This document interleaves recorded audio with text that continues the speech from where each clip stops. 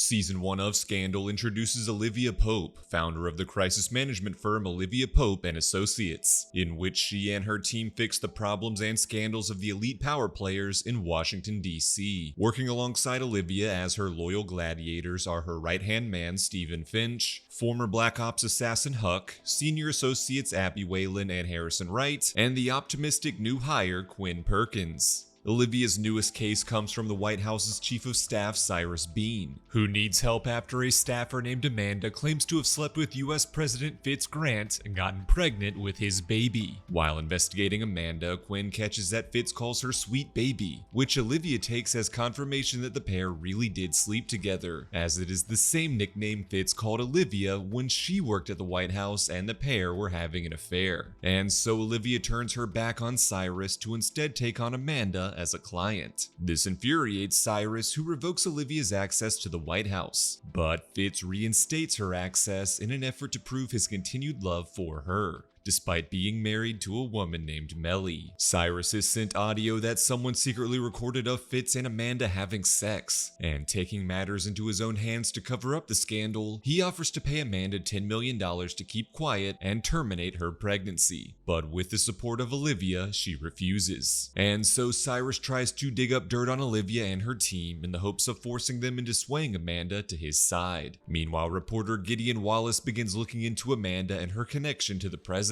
Quinn gets close to Gideon to discover what information he has already uncovered, leading to the two beginning to date. After Amanda reveals to Olivia that she is pregnant with Fitz's baby, she is kidnapped by a mystery assailant. Huck uses his past Black Ops connections to search for Amanda, only to tragically discover from Charlie, his former mentor in a secretive CIA division known as B613, that she has been murdered, devastating the rest of the gladiators. When Olivia brings this news to Fitz, he is shocked, claiming no knowledge or authorization of Amanda's kidnapping or murder. Olivia is determined to uncover the truth behind Amanda's death, and her investigation leads her to re-examine her own past. 2 years ago, Olivia first met Fitz when she was hired to work for his presidential campaign. Olivia quickly established herself as someone not afraid to speak their mind, not even to the next potential president of the United States, earning Fitz's immediate admiration. Despite conflict in the marriage of Fitz and Mellie, Olivia convinced them to appear as a happy couple to appeal to the public, which proved effective in winning them more voter support. As Fitz declared in a speech his love for an incredible woman, no one knew that he was secretly referring to Olivia. Fitz's opponent in the election was Sally Langston, who alongside her right-hand man Billy Chambers, was furious when Olivia's campaign strategies turned the tides amongst voters. Fitz was shocked when Mellie lied to the public about suffering a miscarriage to garner public sympathy, finally sending him fully into the arms of Olivia and leading them to have sex. Audio of that act was secretly recorded by Amanda, who delivered it to the scheming Billy Chambers. But by the time Billy brought the recording to Sally to use against Fitz, she had already accepted an offer to become Fitz's vice presidential running mate. In the present, Olivia finally listens to the audio that Cyrus thinks is of Fitz and Amanda having sex, but Olivia recognizes that it is actually herself in the recording. Meanwhile, Gideon discovers that Amanda was also dating Billy before her death, and that he was her unborn child's actual father. In response, the vice president's scheming right-hand man confronts the reporter and murders him. Quinn finds her boyfriend dead, prompting her to rely on Olivia and her fellow gladiators to help her. They clean up the crime scene to ensure Quinn can't be connected to the murder, which inadvertently also covers up Billy's involvement. Billy then reveals to the public that he had been in love with Amanda, but discovered that she had been having an affair with the president, only to end her life after his denial of their love.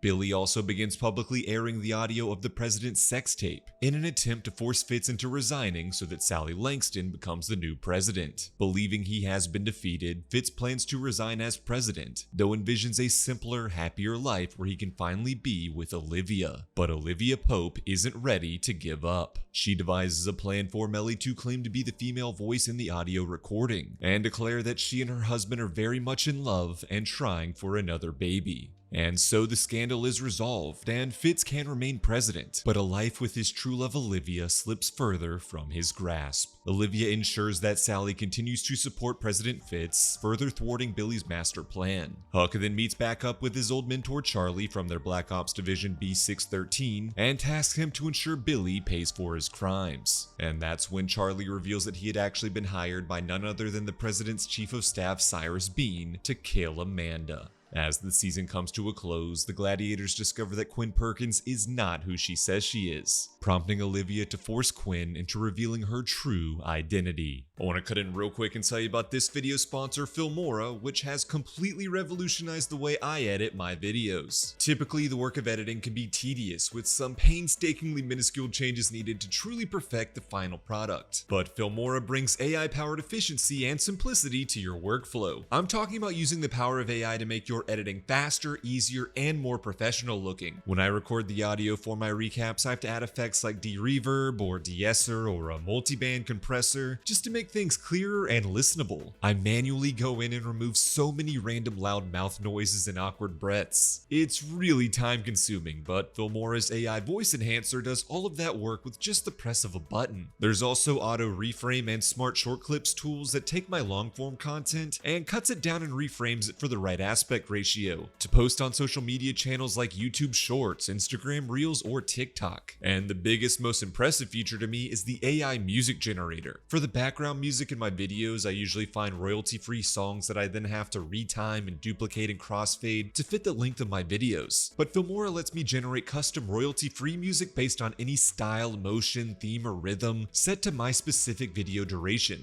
All of the music heard in this entire video was generated by Filmora, and I could not be more impressed. So try Filmora today. They have an extensive and comprehensive set of features at a much more affordable price than any other leading editing software on the market. Plus, they have a vast library of audio and video resources, so you're not gonna have to go spend some extra money on assets on some other website. Filmora is available on Windows, Mac, Android, and iOS, and if you use my link in the description, you can try it right now for free. So download Filmora, it helps my channel a lot, and it'll help you edit like a pro. Link is in the description. Now let's get back to the recap. In Season 2 of Scandal, 6 months have passed, and Olivia Pope is defending her employee Quinn in court against her professional frenemy, Assistant U.S. Attorney David Rosen. Quinn's true identity is Lindsay Dwyer, a woman accused of killing her boyfriend and 6 of his co-workers in a fire. Quinn's case splits Olivia's team of gladiators, as Abby believes she is guilty while Stephen has quit the firm altogether to move to Boston. Ultimately, Olivia pulls strings with Supreme Court Justice Verna Thornton to have the case dismissed. Olivia next represents a man named Artie Hornbacker, who has stolen a program known as Thorngate that the government has been using to spy on US citizens. Olivia seeks out the help of her ex-fiancé Edison Davis, a senator serving on the Senate Intelligence Committee. Seeing Olivia and Edison working together and rekindling their old romance inspires jealousy in Fitz, whose own marriage to Mellie remains strained despite her now being pregnant with his child. Fitz is shocked to discover that Cyrus has been using Thorngate to spy on him, and ultimately does the right thing by aiding Olivia in her case and appointing Edison as the Senate's new majority leader. Meanwhile, Mellie becomes tired of being silenced by both Fitz and Cyrus, and wants to prove herself as a political force in her own right. Elsewhere, David is left furious and professionally embarrassed by his loss in the case against Quinn, and becomes resolved to uncover the truth in the hopes of ultimately taking down Olivia's firm for good. Aiding David is none other than Abby, who has grown frustrated by her boss's growing list of secrets. David and Abby develop romantic feelings for each other as they continue their investigation, which eventually leads them to a mysterious connection to Hollis Doyle, a powerful energy tycoon and one of the president's most important supporters. Unbeknownst to David and Abby is that this mysterious conspiracy involves not just Hollis Doyle, but also Justice Verna Thornton, First Lady Mellie Grant, Chief of Staff Cyrus Beene, and none other than Olivia Pope herself. Meanwhile, Cyrus's husband James is promoted to Chief White House Correspondent, forcing the couple to work more closely together. This strains their relationship as James reports on stories of the happenings in the White House, whether they benefit or harm Cyrus's work. This includes him beginning his own investigation into Hollis Doyle and company known as Citron. In an attempt to derail his husband's investigation, Cyrus agrees to adopt a baby, in exchange for James quitting his journalism career to be a stay-at-home dad. Despite this, James secretly teams up with David and Abby. During a birthday gala, President Fitz is shot and critically injured in an assassination attempt. While he recovers from his injuries, Vice President Sally Langston assumes control as acting president and attempts to assert her own dominance. As everyone searches for the president's would-be assassin, Huck's new girlfriend Becky frames him as the shooter. Becky explains that she's the actual assassin and was hired to frame Huck, but truly fell in love with him and wants to be with him.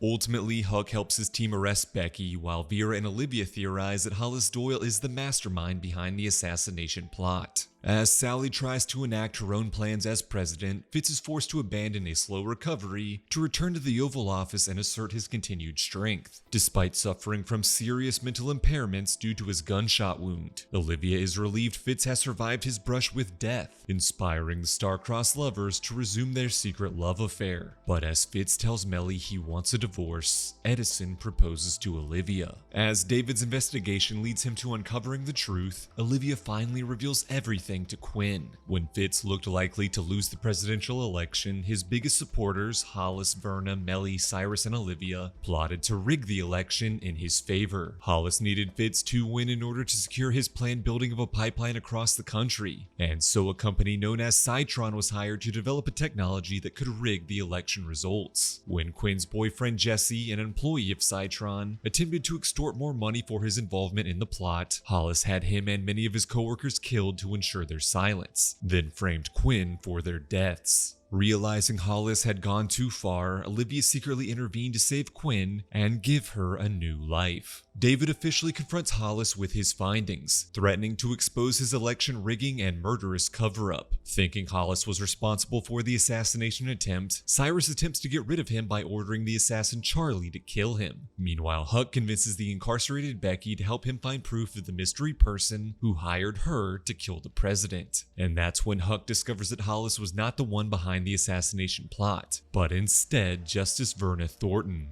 As David prepares to take the election rigging scandal to the public, James is subpoenaed to testify in support. After Cyrus begs him, James lies on the witness stand about his investigative findings, to the dismay of David. Even worse for David's case is that his main piece of evidence for the election rigging is stolen by his lover Abby, who emotionally turns it over to her boss Olivia. With everything settled and back to normal, Olivia breaks off her engagement to Edison, finally ready to be with Fitz. Unfortunately, he has discovered the plot that rigged the election in his favor, and most upsetting, his lover Olivia's involvement. Upon discovering Verna was behind his assassination attempt, he murders her, then gives a rousing speech to the public, with his wife Mellie firmly back by his side. 10 months later, Fitz has fallen heavily into drinking after learning that those he trusted most rigged the election behind his back. As his marriage to Mellie remains strained, he must also contend with an international crisis, as 4 undercover CIA operatives have been kidnapped by a terrorist group. Fitz orders a rescue mission, but it's thwarted after a mysterious mole in his inner circle warns the terrorists and they escape. Elsewhere, David Rosen has been completely ruined by his failed case against Hollis Doyle, leading to him losing his job as U.S. Assistant Attorney and his girlfriend Abby. To make matters worse, he's then framed for murder of a woman named Wendy. David is forced to reluctantly turn to Olivia and her team of gladiators to help him, leading him to officially become their newest member. David finds a flash drive belonging to Wendy that he turns over to Olivia, which contains hundreds of classified military documents, including details about the mole within Fitz's camp, codenamed Albatross. As Olivia continues her investigation into Wendy and the mysterious Albatross, she crosses paths with the flirty Captain Jake Ballard. Unbeknownst to Olivia, Jake is actually an old friend of President Fitz, tasked with secretly spying on her and serving as her unofficial bodyguard. And unbeknownst to Fitz is that Jake takes his real orders from a mysterious boss known as Command, who appears to have much more sinister plans for Olivia Pope. But as Jake and Olivia begin spending more time together, they develop genuine romantic feelings for each other, which Jake keeps secret from Fitz. Unaware of Olivia's secret affair with Jake, Fitz is finally ready to reconcile with his true love. But right as they rekindle their romance, James conducts an interview with Mellie live on TV, where she reveals that Fitz has been having an affair. Fitz sees this as a death blow to his political career and prepares to announce his decision to not run for re-election, to instead finally live a life with Olivia in peace. Olivia encourages Fitz to run for a second term, as this is his opportunity to prove he can win an election on his own merit. Amidst all of her relationship turmoil, Olivia is shocked to discover that the Citron card, which serves as proof of the election rigging, has been stolen from her office by David, who delivers it to the real albatross, Billy Chambers. It turns out Billy had convinced the B613 assassin Charlie not to kill him,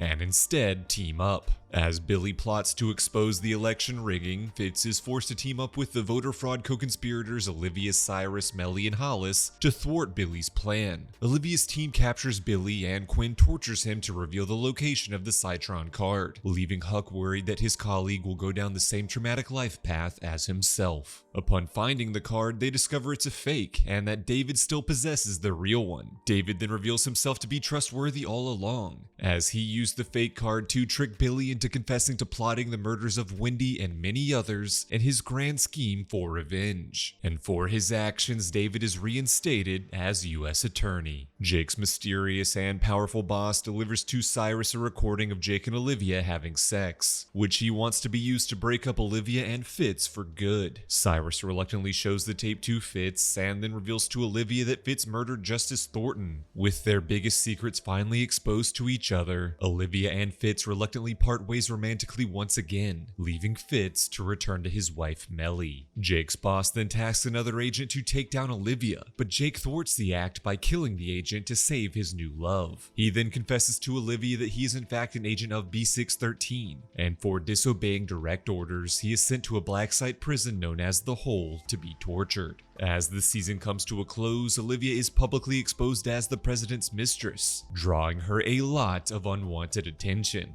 Olivia is then saved from the press by Jake's mysterious and threatening boss, who just so happens to be her father, Eli Pope. In Season 3 of Scandal, Olivia is forced to meet with her estranged father, who as head command of B613 goes by the name Rowan. Rowan berates his daughter for the public scandal she has found herself in the middle of, and tries to convince her to leave the country to allow everything to blow over. Olivia refuses and returns to work, where she finds her firm in shambles, as major clients begin firing the gladiators due to Olivia's public scrutiny. Olivia then demands that her father release Jake, in exchange for agreeing to begrudgingly resume their once regular Sunday family dinners. Meanwhile, Huck is distraught when he discovers that Olivia's father is the B613 command, as his life has been ruined and his family stolen from him due to the horrors he endured while serving them. Scarred by their shared trauma at the hands of Rowan, Olivia, Jake, and Huck begin searching for a way to bring him down for good. Elsewhere, Cyrus and Mellie are both determined to uncover who leaked Olivia being Fitz's mistress to the press. James swears to Cyrus that he wasn't involved, while Mellie discovers that Fitz is the actual source of the leak, wanting his affair with Olivia to be made public so that they could finally be together. To thwart this, Mellie teams up with Cyrus and Olivia's gladiators to frame a White House aide named Janine as the president's secret mistress, absolving Olivia of any more public scrutiny. Eventually, Olivia, Jake, and Huck uncover the truths of a top-secret government mission known as Operation Remington. Years ago, Air Force pilot Fitz was ordered by Rowan to shoot down a civilian plane, killing all 329 passengers on board, including Olivia's mother, Maya. Fitz explains to Olivia that a bomb was claimed to be on board the plane, and he was forced to shoot down the aircraft and kill so many innocent passengers in an effort to prevent untold destruction should the bomb reach its intended target. Unbeknownst to both Olivia and Fitz is that Maya had secretly been removed from the plane before takeoff, and has been imprisoned by Rowan for the past 20 years. Maya manages to escape her captor and emotionally reunite with her daughter. Olivia realizes that Maya will never be safe as long as her father is around, and so she has Fitz authorize Jake to lead a mission against Rowan's secret hideout, while also securing Maya's passage on a plane out of the country. Unfortunately, after Maya flies away to safety, Olivia learns that her father had very good reasons to keep her mother locked away for decades. It turns out Maya was actually a villainous terrorist who falsely claimed that a bomb was on board the plane to trick Rowan and Fitz into blowing it up and needlessly killing hundreds of innocent passengers.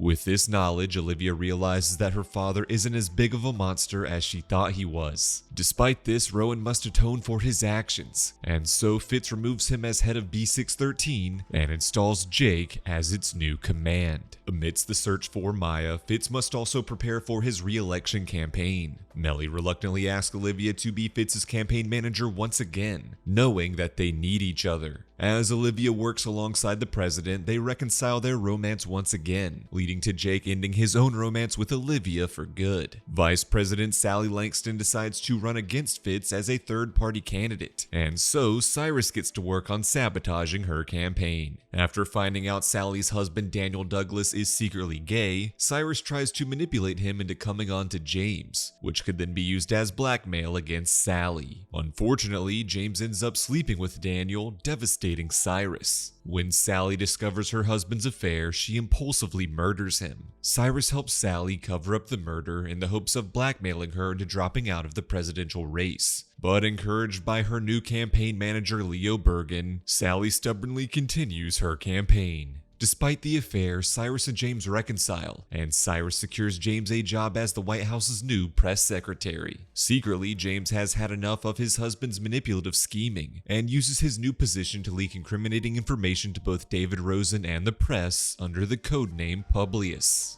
Fitz decides to appoint his old friend Andrew Nichols as his new vice presidential running mate. Unbeknownst to Fitz is that years prior, Andrew and Mellie had fallen in love. Mellie had been assaulted by her husband's father, Big Jerry, who she fears may be the actual father of her now teenage son. Mellie kept this traumatic ordeal a secret from Fitz, but found comfort in the arms of Andrew. While remaining unaware of his wife's rekindled affair, Fitz continues his own affair with Olivia. Fitz and Mellie's teenage children in boarding school, Jerry and Karen, then return to the White House to reunite with their family for a TV interview. But just before going live, Mellie's affair with Andrew is exposed. Fitz forces Andrew to back off, infuriating Mellie, as the hypocritical Fitz doesn't love her but won't allow her to find love elsewhere. As the new head of B613, Jake is given all of the country's most classified documents, including the intel that Fitz's most trusted Secret Service agent Tom is also a B613 agent. To prevent the truth of Daniel Douglas's death being exposed, Jake reluctantly kills James in front of a horrified David Rosen. Cyrus is devastated by his husband's death and can't help but to blame himself. Meanwhile, Quinn decides to join B613 despite Huck's warnings. She is trained by Charlie in the art of being a spy and assassin, eventually leading them to develop a romantic relationship. Jake and his team begin tracking the re-emerged Maya Pope. The terrorist is now working with a co-conspirator named Adnan, who had a previous romantic fling with Harrison and is now manipulating him into doing her bidding. B613 discovers that Maya's ultimate plan is to detonate a bomb during one of Fitz's presidential speeches. They just don't know where or when. After discovering that Jake was behind James's death, Olivia and Huck are inspired to reluctantly work with Rowan to take down B613.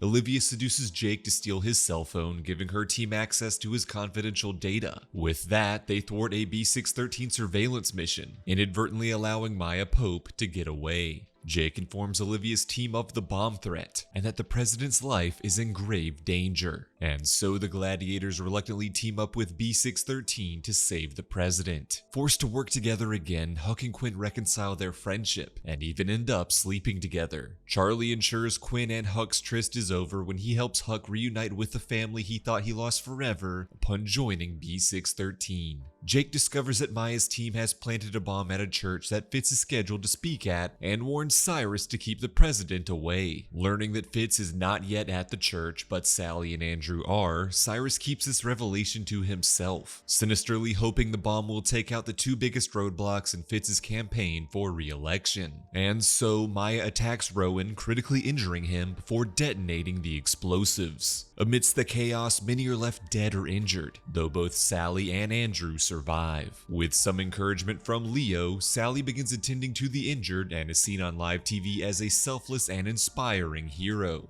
Olivia realizes that this event will be enough to secure Sally the presidency. Fitz is resigned to this outcome, finally free to divorce his wife and live a simpler life with Olivia. But that's when Olivia reveals Mellie's secret assault at the hands of Fitz's father. Fitz comforts his wife over this revelation, and she affirms to him that a paternity test proves that he is truly their son's father. As Fitz delivers a speech, thinking it will be his last as president, his teenage son Jerry collapses and is declared dead. Fitz and Mellie are distraught, while Olivia realizes that her mother was behind the death in order to earn Fitz the public sympathy and support in the election. Rowan vows to Fitz that he will find and kill Maya, and in turn, Fitz reinstalls him as command of B613. And so, Rowan tracks down and kills Adnan, then apprehends Maya, declaring her dead to everyone, but secretly keeping her imprisoned. Devastated by Adnan's death, Harrison confronts Rowan, discovering that he was the actual cause of Jerry's death, aided by Tom, the B613 mole serving in the president's secret service. With Jerry's death, Rowan not only secured Fitz the presidency, but also himself back in power where he belongs. And to keep Harrison quiet about this revelation, Rowan has Tom kill him.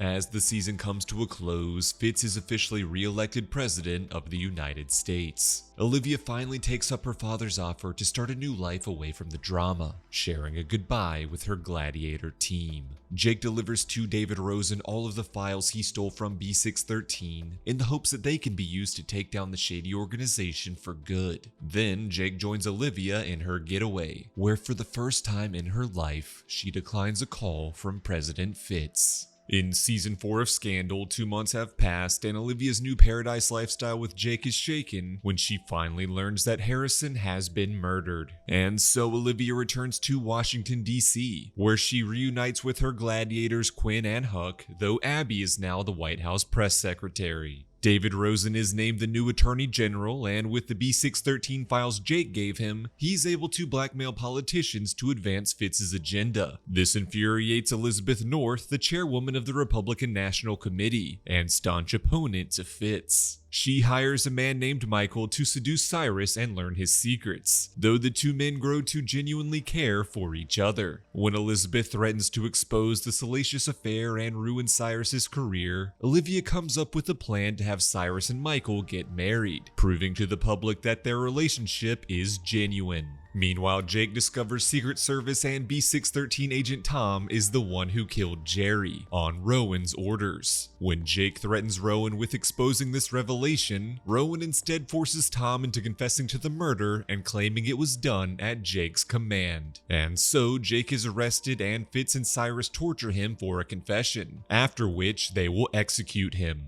Olivia knows that Jake is innocent and becomes determined to set him free. As part of her master plan, she orchestrates Tom being shanked in prison. Believing Rowan ordered his death to ensure his silence, Tom finally confesses to the truth behind Jerry's murder. And so, Fitz and Olivia free Jake, and the trio conspire on how to take down Rowan once and for all. Rowan flees as Fitz's agents raid the B613 headquarters, where they find and capture the imprisoned Maya. As Rowan flees, he attempts to take out the entirety of B613 with him, making moves to assassinate every single one of its agents. Elsewhere, Mellie is still struggling with the grief over the death of her son. Mellie finds some comfort in rekindling her affair with Andrew, but unbeknownst to her, Andrew is also secretly having an affair with Elizabeth North. Secretly, Elizabeth and Andrew are working together to manipulate the US into going to war in West Angola, which would not only bolster both of their political careers, but also be highly lucrative. First, Andrew stages a terrorist attack in the hopes of provoking Fitz into declaring war, but when that doesn't work, Andrew realizes that he must use the thing that Fitz cares about the most, and so he has Olivia kidnapped. In an effort to save Olivia, Fitz goes against all of his morals and ideals and reluctantly declares war on West Angola. Elizabeth is shocked at the lengths Andrew is willing to go to and betrays him. Working with Mellie, they steal Andrew's phones and deliver them to Olivia's gladiators, who use the data to pinpoint their boss's location. Unfortunately, Olivia's kidnapper Ian has betrayed Andrew to sell Olivia on the black market. Despite Fitz's resistance, Cyrus works with the CIA to set in motion a plan to assassinate Olivia if she is bought by a foreign enemy. As her intel on the US government is too vast to risk risk falling into the wrong hands. Olivia's trusty gladiators get the help of her imprisoned mother Maya to help them access the terrorist auction to bid for Olivia's life. When they lose the auction and Olivia is sold to the Russians, Cyrus and the CIA plan an airstrike. Fortunately, Olivia's old trusted gladiator Stephen Finch is the actual buyer, returning her safely to America. Olivia is furious at Fitz for going against his morals and the good of the world by declaring war in West Angola to save her life, causing her to officially end their relationship. Now that Andrew has no more leverage to threaten Fitz with, Fitz wants him arrested. But Mellie has eyes on a political career of her own, and to avoid her affair with Andrew being made public, she convinces her husband into allowing Andrew to resign as vice president. But when Andrew continues his threats, Mellie plots his demise with her new unlikely ally Elizabeth, who hires Huck to induce a stroke in the former VP that renders him incapacitated. As Fitz searches for a new vice president, he works with Mellie to find a candidate who won't pose too much a threat when she plans to run for president in the next election. And so they select the eccentric senator Susan Ross. Mellie then decides to run for Susan's Senate seat in Virginia, with Elizabeth by her side as campaign manager. After reuniting with his family, Huck's estranged wife Kim encourages him to testify about his experiences in B613, leading to David opening an official case against the shady organization. When a woman writes a tell-all about her DC sexcapades, David becomes worried that his exposed tryst will ruin his career and the B613 case. And so Huck murders the author to ensure David can bring down B613, and Huck will finally be safe from their grasp. Rowan doesn't want to see B613 taken down and declares war against David Rosen and all who stand with him, including his own daughter, Olivia.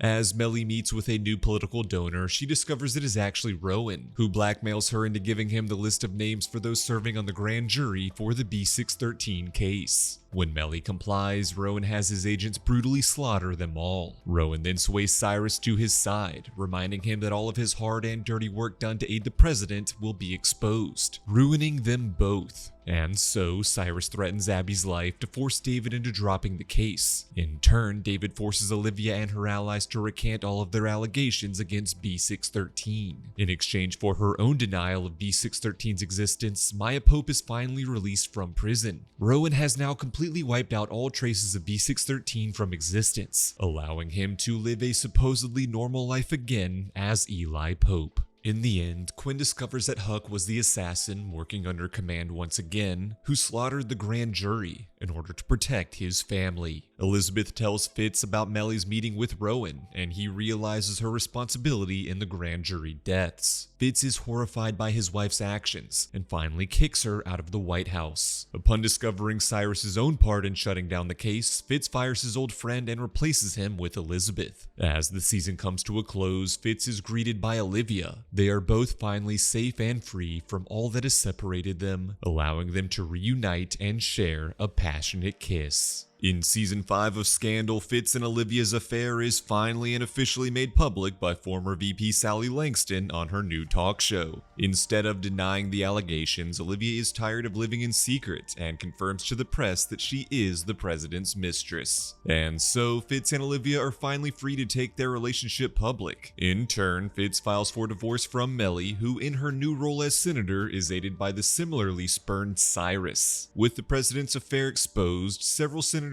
band together to form an impeachment committee, asking Mellie to lend her support. Fitz rehires Cyrus as his chief of staff in exchange for his right-hand man's help against the committee, while Elizabeth is installed as the VP's new chief of staff. All of Olivia and Fitz's closest allies are interviewed during the exhaustive hearing, which threatens to strip Fitz of his presidency. To avoid having to testify against each other, Fitz impulsively proposes to Olivia, as their marriage would grant them spousal privilege. Elsewhere, after the Louvre Museum in Paris is set on fire, Jake fears that there is a connection to the top-secret Lazarus 1, a protocol Rowan created to rebuild B613, the first step of which involved disrupting the art market. While investigating with Charlie in Paris, Jake encounters a woman named Elise, his long-lost wife he thought had died. Fellow spy Elise explains that she faked her own death in order to protect her husband. Jake discovers that Rowan is not actually behind Lazarus 1, as Elise's working with other spies to kill Rowan and rebuild B613 for themselves. And so, Jake agrees to help his ex-wife kill the villainous Rowan. Knowing he is a helpless target in prison, Rowan offers to help Olivia shut down Fitz's impeachment committee in exchange for his release. And so, Rowan blackmails the committee to ensure Fitz evades impeachment, earning both his and Tom's freedom and disappearance into the shadows. With Elise having failed at her assignment to kill Rowan, her co-conspirators murder her. Meanwhile, Jake discovers that Tom has been working with a fellow former B613 agent named Russell to implement Lazarus 1. Realizing that Russell is the one who murdered Elise, Jake shoots Russell dead to avenge his wife, putting an end to the Lazarus 1 protocol. Fitz is furious upon discovering that Olivia is responsible for Rowan's release, while Olivia has grown discontent over being nothing more than the president's new girlfriend. Despite their intense love for each other, Olivia realizes her relationship with Fitz can never work. And so, upon discovering that she is pregnant, she secretly gets an abortion and ends her relationship with the president. 6 months later, as Fitz's presidency approaches its end, the race for the next president heats up. Olivia is now running Mellie's presidential campaign alongside her gladiators Quinn, Huck, and new recruit Marcus Walker. Marcus previously had his political dreams dashed after sleeping with the mayor's wife, and now puts his passion for social justice into his work with Olivia's firm. Elizabeth and David convince VP Susan Ross to run for president, and David begins sleeping with the candidate to help inspire her. They find their biggest supporter in Fitz, who chooses to endorse his VP instead of his ex-wife Mellie. Despite first starting their relationship as a manipulation tactic, David grows to truly love Susan as he and Elizabeth work in secret to manipulate powerful political figures into endorsing her. Also vying for the Republican nomination is the brash and problematic Hollis Doyle. Realizing his future in the White House would come to an end with Fitz's tenure, Cyrus begins looking for his next political prospect, finding it in Democratic Governor Francisco Vargas. To bolster Vargas's political support, Cyrus tasked Tom to stage an assassination attempt that Vargas heroically thwarts. When Abby discovers Cyrus has begun to abandon Fitz with a political rival, she orchestrates Cyrus's firing and her own promotion to Chief of Staff. Meanwhile, Jake gets engaged to a woman named Vanessa Moss, who is part of an extremely powerful and wealthy family. Using Vanessa's money and clout, Rowan funds the presidential campaign of Olivia's ex-fiancé, Edison Davis. Rowan wants to control Edison's presidency and even plots to install Jake as vice president. Secretly, Jake doesn't want to marry Vanessa as he is still in love with Olivia. Unfortunately, Rowan warns his daughter that if Jake doesn't comply and marry Vanessa, he will be killed.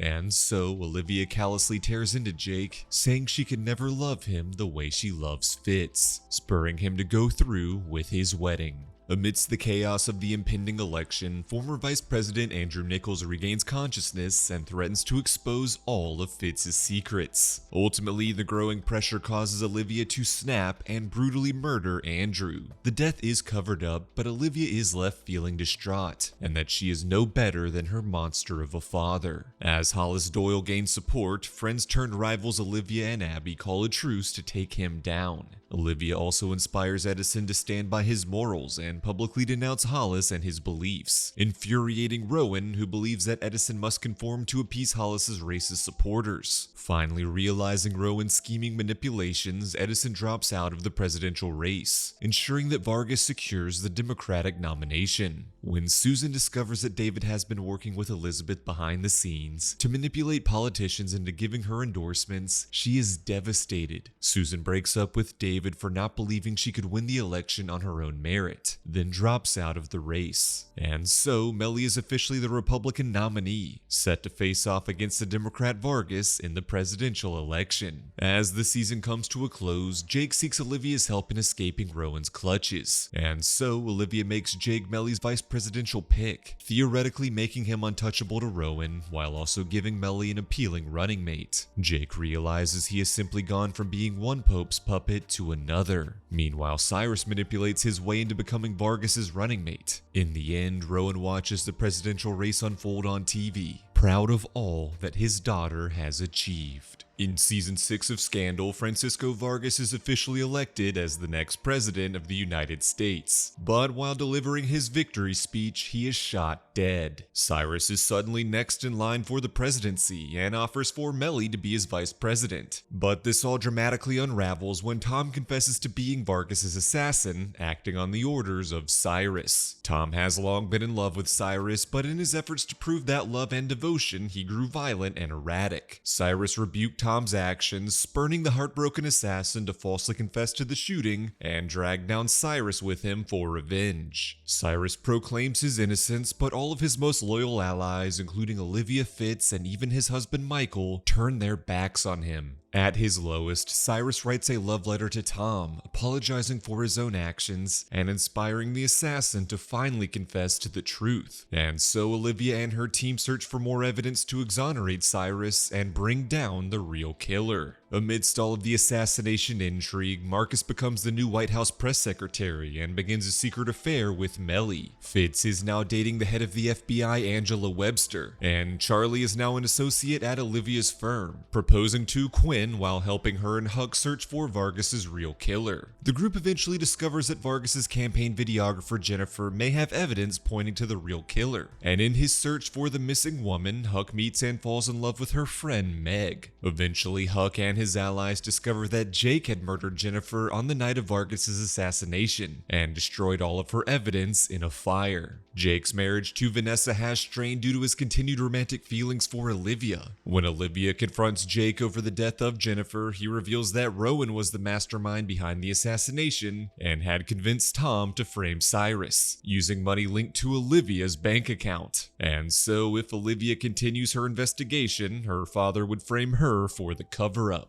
Olivia does find solace in Jake's revelation that instead of following orders to kill Jennifer, he had actually faked her death to keep her safe. Olivia is furious at her father and orders Huck to kill him once and for all. But Huck discovers that even the great Rowan himself is just a pawn in a larger conspiracy. Months prior, Rowan was threatened by the mysterious Samantha Ruland and Theodore Payas into ensuring that Mellie wins the presidential election by any means necessary. Rowan attempted to rig the election using the same voter machine rigging that won Fitz his first presidential term, but Olivia thwarted that plan. And so, to protect those he loves most, Rowan was forced to assassinate Vargas himself. Abby was also approached to align with Samantha and Payas in exchange for hundreds of millions of dollars and a chance at the presidency for herself. When Abby learns from Olivia that Jennifer is still alive, she brings the information to Samantha, trading it for the innocent Cyrus's release from prison. And that's when Huck's new lover Meg reveals herself to be a part of the conspiracy, shooting Huck and killing Jennifer, for real this time. Abby finally realizes the villainy of her new allies and is devastated by this turn of events, guiltily confessing everything to Fitz and Olivia. After saving Huck from near death, Quinn kills Meg for revenge. FBI head Angela learns of Olivia's supposed involvement in the assassination plot and tries to arrest her, but Fitz intervenes, betraying his new girlfriend to protect his true love. Fitz forces Angela to resign from her position and has the FBI arrest Rowan for his crimes instead. And with that, Fitz and Olivia finally reconcile their romance. With Cyrus now released from prison, an electoral vote is to be held to determine whether he or Mellie will be the next president of the United States. Fitz and Olivia choose to back Cyrus as he's the rightful successor to be commander-in-chief. With Olivia now supporting Cyrus, Mellie hires Elizabeth as her new chief advisor. Samantha and Payas tell Mellie that they can rig the electoral vote in her favor, but Mellie refuses, wanting to win the presidency fairly. And so Samantha brutally murders Elizabeth, then rigs the election for Mellie to become president, threatening the helpless woman into doing her new advisor's bidding. Theodore Payas then threatens Jake, forcing him to resign as vice president so he can assume the role himself. Despite threats against her own life, Mellie refuses to comply with Payas's demands, and instead chooses Vargas's widow Luna as her new VP. Emboldened by Mellie's fearlessness, Olivia and her allies have Samantha arrested for her many crimes. In In retaliation, Payas begins detonating drones across major US cities for revenge. Rowan escapes prison and frees Samantha, and the pair flee together to reunite with Payas. But this was all a ruse that Rowan had planned with Fitz, leading to Jake storming the hideout and killing Payas, while Rowan kills Samantha, finally putting an end to the terrorists and allowing Mellie to run her upcoming presidency in peace. As Fitz's presidency reaches its final days, he's inspired by Olivia's gladiator work to start a foundation that helps wrongfully convicted prisoners appeal their cases, and he hires Marcus to help him run it. Meanwhile, Olivia decides to leave Olivia Pope and Associates to continue working for Mellie, placing Quinn in charge of the new firm. Quinn hires back Abby, then tells an excited Charlie that she is pregnant. As the season comes to a close, Mellie prepares for her inauguration,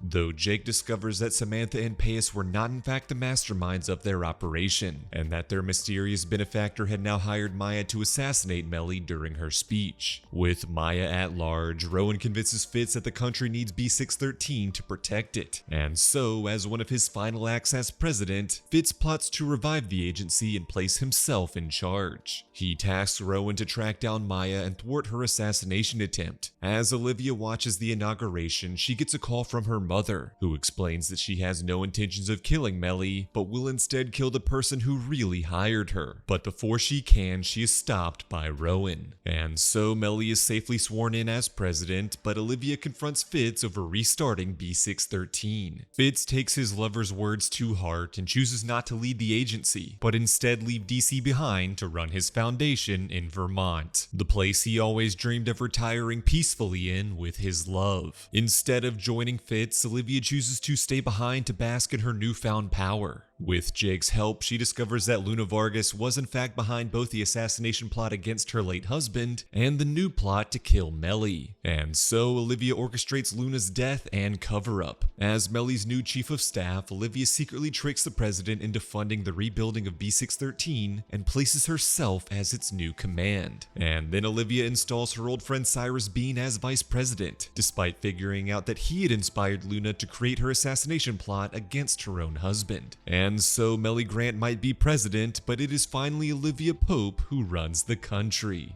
In Season 7 of Scandal, Olivia is still running B613, though claims to be trying to reform it for the better. She begins dating Jake once again, but when he defies her orders, she breaks up with him. Meanwhile, Mellie is off to a great start as president, introducing a bill that offers free college education, spearheading a nuclear disarmament treaty with the country of Bashran, and working happily alongside her old friend Cyrus. While working on the nuclear deal, Mellie develops feelings for Bashrani President Fareed Rashad, but their treaty is threatened when a rebel group stages a coup in Bashran and overthrows Rashad as president. Elsewhere, Fitz is depressed and unmotivated in Vermont, missing his love Olivia. Marcus gives him an inspirational pep talk, motivating him to use his power for real change. Rowan then arrives to tell Fitz that Olivia has made herself command of the new B613, and he fears that her newfound power is corrupting her. And so Fitz returns to Washington, D.C. to talk some sense into Olivia. When that doesn't work, Fitz tells Mellie about all that Olivia has done, killing Luna, reviving B613, placing herself as its new command, and viewing herself as the real leader of the US. Mellie is furious by this betrayal, but due to her desires to aid Rashad, she tasks Olivia to quell the Bashrani rebellion. As Rashad returns to his home country to reassume his presidency, he is killed in an explosion. It turns out Olivia, Jake, and B613 were all behind Rashad's death, working with the Bashrani rebels in exchange for their new regime signing Mellie's nuclear treaty. Olivia believed that Mellie's affair with Rashad threatened to ruin her presidential legacy, and so she took matters into her own hands. Quinn discovers Olivia's involvement and is disappointed by her former boss's treachery, but before she can expose the truth, she is kidnapped, and not even Olivia Pope knows what happened to her. Rowan has secretly abducted the pregnant Quinn, wanting to use her as a bartering tool to get himself out of house arrest, but Olivia spitefully refuses to negotiate with her father, thinking he is bluffing and threatening Quinn's life. Unfortunately, Olivia is wrong, as Rowan shoots Quinn dead. The gladiators mourn Quinn's death, and Huck begins to suspect Olivia's involvement. In her grief, Olivia finally reconciles with Fitz. Secretly, Rowan is keeping Quinn alive and well, even helping her give birth to her daughter Robin. Fitz then convinces his reconciled lover Olivia to come with him to Vermont, but upon their arrival, Olivia discovers that Fitz and all of her friends have staged an intervention. Despite promising her remorse and intentions to resign as chief of staff and shut down B613, Olivia instead falls back into bed with Jake and plots with him on how to remain in power. Instead, Jake betrays his on-again off-again lover and tells Mellie about Olivia's involvement in Rashad's death, then convinces her to name him as the new chief of staff. Meanwhile, Quinn tries to convince Rowan to help her take down Olivia once and for all, but Rowan refuses out of love and devotion to his daughter. And so Quinn takes matters into her own hands, confronting Olivia and threatening to kill her if she doesn't confess to all of her crimes and spend the rest of her life in prison. To protect his daughter, Rowan sends snipers to kill Quinn. Olivia selflessly pushes Quinn out of the way to save her life, though is struck by a bullet in the process. Olivia then visits her father for comfort, her only loyal ally left. Finally realizing the error of her ways, Olivia holds a press conference and officially resigns as chief of staff. Meanwhile, Quinn finally and emotionally reunites with Charlie and the rest of the gladiators. While aboard Air Force 2, Cyrus stages a terrorist hijacking that makes Mellie look weak and allows himself to look like a sacrificial hero to the American public, all in his scheme to oust Mellie and take over as president himself. When Olivia learns of Cyrus's plan, she works to stop him. She seeks the help of the gladiators, but they no longer trust her or want anything to do with her, as good-intentioned as she may now be. When Cyrus frames Charlie as being involved, working on the orders of Mellie, Quinn reluctantly agrees to align with Olivia. While working the case together, Olivia makes amends with the rest of the gladiators, and even rekindles her romance with Fitz. When Jake confronts Cyrus over his duplicitous plot, Cyrus offers him the position of vice president in exchange for his loyalty. Tired of being discarded by Olivia, Jake sides with Cyrus in his turn to complete villainy. And so, Jake threatens Charlie to falsely confess to his and Mellie's involvement in the plane hijacking, or else he will hurt Quinn. Finally realizing Cyrus's villainy, Mellie reluctantly seeks the help of Olivia, asking her to serve as B613's command once again and kill Cyrus once and for all. Olivia can't bring herself to kill Cyrus, but she does reconcile her friendship with Mellie, uniting against their common enemy. When Vanessa discovers Jake's villainous turn to side with Cyrus, she rebukes him, and so he coldly murders her. During the official Air Force 2 investigation, Olivia's involvement in President Rashad's assassination is discovered by the investigators. Olivia affirms Mellie's innocence and takes full responsibility for the act, while also publicly exposing B613. Olivia's radical strategy is complete honesty, which may bring her down with Cyrus and Jake, but could also inspire a new future of better leaders. This also inspires Mellie and the gladiators to join Olivia in confessing to all of their past actions and crimes during a Senate hearing led by David Rosen. Fearing they will all go to prison, Quinn and Charlie have an impromptu wedding, attended by their closest friends. David and Abby reconcile their old romance, and he swears to wait for her on the outside if she is sentenced to prison. Unfortunately, Cyrus kills David in a desperate attempt to save himself. With all hope seemingly lost, Rowan convenes with the Senate committee and confesses that he is the man responsible for creating B613 due to the negligence of the nation's leaders. Ultimately, he convinces the committee to pin the blame on Jake, completely absolving Olivia and her friends, and making Mellie seem like a hero for leading the charge. In the end, Jake is sent to prison, where Olivia pays him a visit to share a final goodbye. Cyrus is forced to resign as vice president, though unjustly he evades any consequences for his villainous actions. Olivia affirms to Mellie that she is and will continue to be a great president, but will now have to do it alone, as Olivia is tired of cleaning up other people's messes and is ready to lead a life for herself. Mellie makes great political strides with Marcus back lovingly by her side, while Olivia continues to spend time with the most important men in her life, Fitz and Rowan.